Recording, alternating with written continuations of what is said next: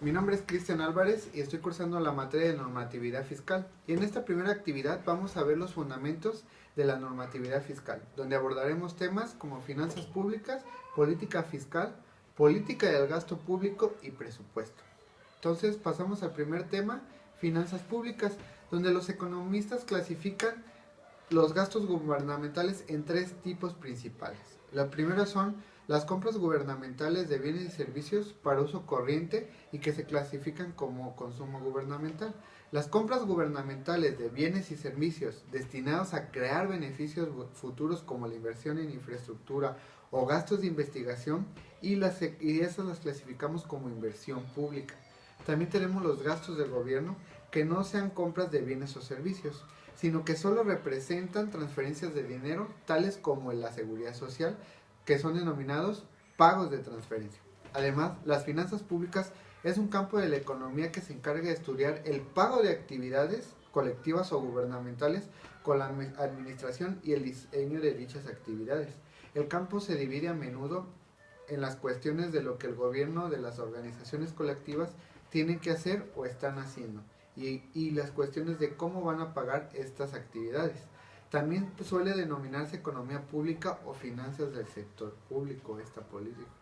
Entonces, en el ámbito de las finanzas públicas se consideran tres aspectos fundamentales, que son los efectos gubernamentales de la asignación eficiente de los recursos, la distribución de ingresos y la estabilización macroeconómica. Entonces, el papel apropiado del gobierno proporciona un punto de partida para el análisis de las finanzas públicas.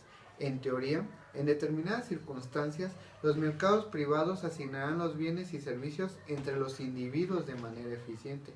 Si los mercados privados fuesen capaces de ofrecer resultados eficientes y si la distribución de ingreso fuese socialmente aceptable, entonces no habría posibilidades para la existencia de los servicios públicos. En muchos casos, sin embargo, las condiciones para la eficiencia del mercado privado se violan. Por ejemplo, si mucha gente puede disfrutar de la misma mercancía y al mismo tiempo, a continuación, los mercados privados pueden suministrar muy poca cantidad de esa mercancía, entonces tendríamos un problema en cuanto a en el abastecimiento de esta mercancía. También la defensa nacional es un ejemplo de consumo no rival o de un bien público. El fracaso del mercado se produce cuando los mercados privados no asignan los bienes o servicios de manera eficiente. Entonces, la existencia de fallas del mercado proporciona una justificación basada en la eficiencia para la prestación colectiva o estatal de bienes y servicios. Causas como externalidades, bienes públicos, las ventajas de información, fuentes de economías de escala y los efectos de red pueden causar fallas del mercado. La disposición pública a través de un gobierno o una asociación voluntaria, sin embargo, está sujeto a otras ineficiencias denominadas fallos del gobierno. Entonces, como podemos ver, las finanzas públicas son donde podemos ver cómo están nuestros gobernantes gastando el dinero, cuáles son los ingresos y los egresos que tienen el país, y aparte podemos también ver de qué manera están gastando las instituciones que tenemos actualmente en el país. Pasamos al segundo tema, que es política fiscal. Y una política fiscal se puede definir como el uso del gasto público y la recaudación de impuestos para influir en la economía. La política fiscal puede ser contrarrestada con el otro tipo principal de la política económica, la política monetaria, que intenta estabilizar la economía mediante el control de las tasas de interés y la oferta del dinero. Los dos principales instrumentos de la política fiscal son el gasto público y los impuestos. Los cambios en el nivel y la composición de los impuestos y el gasto público pueden influir en las siguientes variables en la economía. Por ejemplo, la demanda agregada y el nivel de actividad económica, el patrón de asignación de recursos o la distribución de los ingresos. Entonces, la política fiscal se refiere al efecto global de los resultados del presupuesto en la actividad económica.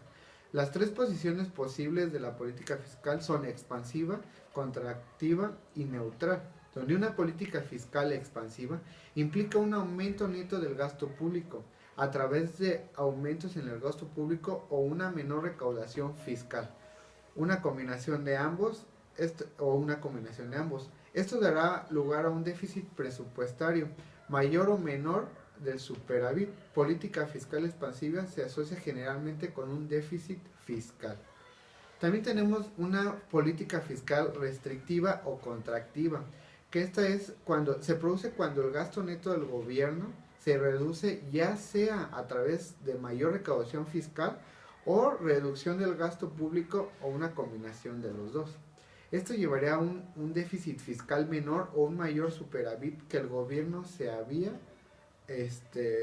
presupuestado, equilibrando una política de contracción fiscal y que se asocia generalmente con un superávit. Una postura neutral de la política fiscal implica un presupuesto equilibrado. El gasto gubernamental es financiado integralmente por los ingresos fiscales y en general los resultados del presupuesto tienen un efecto neutro en el nivel de la economía económica. Entonces podemos ver que la política fiscal nos habla de cómo son o cómo tienen permitido gastar dicho dinero y cómo es que nosotros podemos también ver de qué manera estructuran las leyes para que no haya un desabasto en cuanto a la economía y no empecemos a tener problemas de dinero que de por sí ya son bastantes, pero una mala política fiscal nos podría llevar incluso a una bancarrota como país. El tercer tema es política del gasto público. Y el gasto público es el total de gastos realizados por el sector público, tanto en la adquisición de bienes y servicios como la prestación de subsidios y transferencias. En una economía de mercado, el destino primordial del gasto público es la satisfacción de las necesidades colectivas, mientras que los gastos públicos destinados a satisfacer el consumo público solo se producen para remediar las deficiencias del mercado. Entonces, también una importancia reseñable, los gastos públicos de transferencias tendentes a lograr una retribución de la renta y la riqueza. Los gastos realizados por el gobierno son de naturaleza diversa, van desde cumplir con sus obligaciones inmediatas como la compra de un bien o servicio hasta cubrir con las obligaciones incurridas en años fiscales anteriores. Sin embargo, muchas de ellas están dirigidas a cierta parte de la población para reducir el margen de desigualdad en la distribución del ingreso. Por lo tanto, saber en qué se gasta el dinero del presupuesto público resulta indispensable y sano, pues a través de este gasto se conoce a quién se ayuda de forma directa e indirecta. Desde el punto de vista económico se distinguen tres tipos de gasto público, que es el desarrollo social, el desarrollo económico y el desarrollo del gobierno.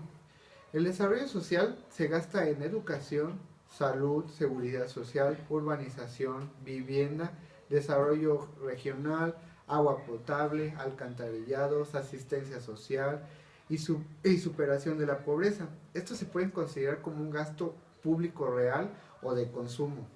Es el valor total de las compras de bienes y servicios realizados por el sector gubernamental durante un periodo productivo. Puede ser clasificado de acuerdo a los criterios orgánico, administrativo, económico y funcional.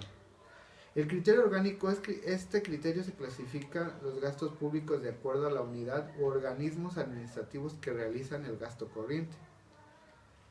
En el caso del criterio económico, clasifica el gasto público desde dos ángulos o puntos de vista, donde en el primero sería un gasto corriente o de inversión, en los cuales son aquellos que realiza el Estado para cubrir su funcionamiento normal.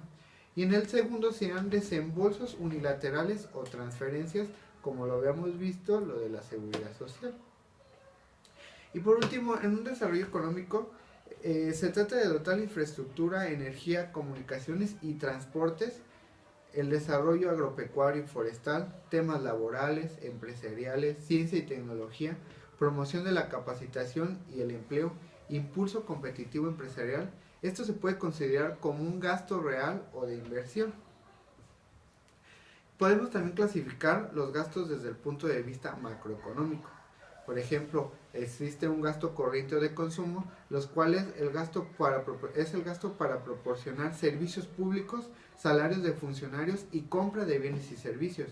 Tenemos el gasto de capital, que es el gasto para mantener o mejorar la capacidad productiva del país, sobre todo en infraestructuras.